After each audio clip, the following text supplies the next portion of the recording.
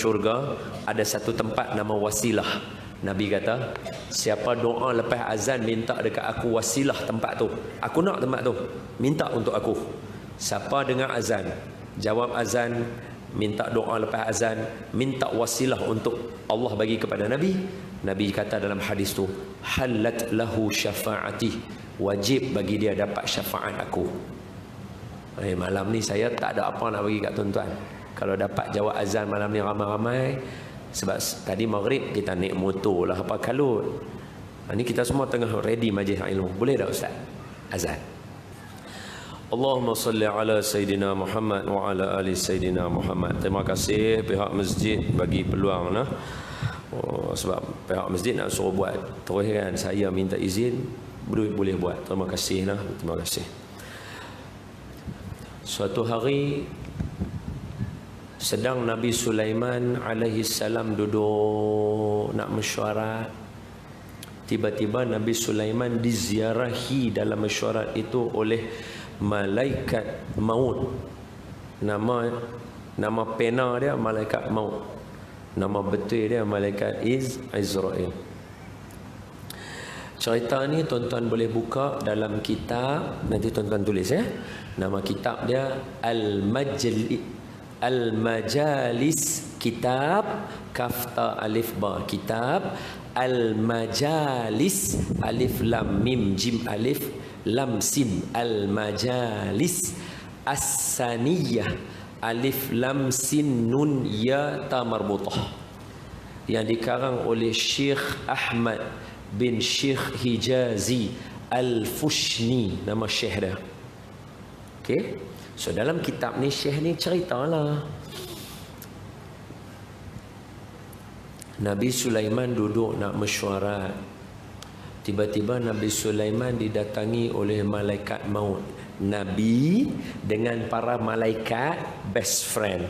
Maknanya malaikat bila mai boleh jadi mai melawat, tanya khabar, menyampaikan wahyu, mai nak bagi tahu kata ada nabi lain yang sezaman dengan kamu. Semua tu ada cerita di dalam Quran, nanti tuan-tuan baca. Saya bagi kesimpulan mudah saja.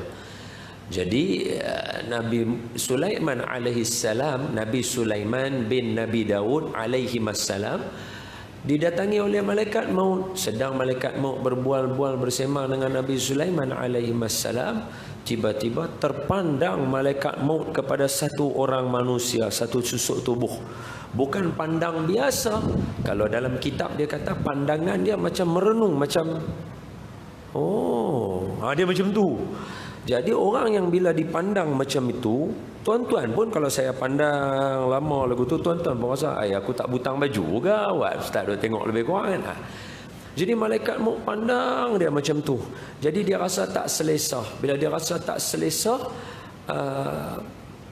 dia gelabah. Malaikat maut dah habis sesi bersama dengan Nabi Sulaiman. Malaikat maut beredar. Laki ni tak tahu malaikat maut, dia tak tahu sebab jadi macam orang. Kemudian lelaki itu pergi jumpa dengan Nabi Sulaiman. Dia kata, wahai Nabi Allah Sulaiman alaihi salam, siapakah yang bersama dengan tuan sebentar tadi yang merenung tajam ke arah saya? Pandangannya membuatkan saya tidak selesa. Maka jawab Nabi Sulaiman, itu malaikat maut. Jujur, terang kalau kita mungkin tak ada siapa kot, dia tak tengok kau hang terasa kot, segan abang atas malaikat maut, betul?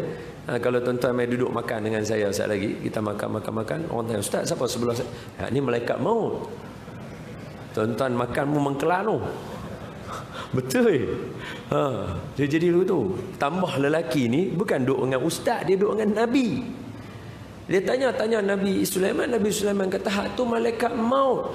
Terus dia kata, kenapa dia pandang saya macam tu? Saya rasa takut.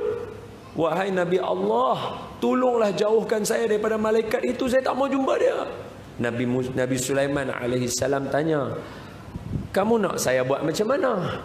Mintalah angin bawa saya pergi negara yang jauh. Nanti tuan-tuan boleh tengok nak. Angin menjadi kerajaan kepada Nabi Sulaiman ada cerita dalam Quran. Okey, hak tu dalil teguh Nabi Sulaiman dia boleh arahkan angin. Dan Nabi Sulaiman kalau nak travel, orang lain ambil perjalanan sebulan, Nabi Sulaiman sehari sahaja. Dia relax, dia angin bawa dia. Kalau tuan-tuan payah sangat nak faham, tak boleh nak faham sangat, perlukan contoh, ambil Dragon Ball awan guling. Tak faham sangat dah. Okey. Ini Nabi Sulaiman lagi hebat daripada itu. Okey, selesai cerita dia habis. Kalau tak faham, macam mana boleh duduk dekat atas awan? Awan boleh ke? Bukan tembus ke? Tengok cerita Doraemon, dia boleh keraskan awan. Okey? Kalau tak faham sangat.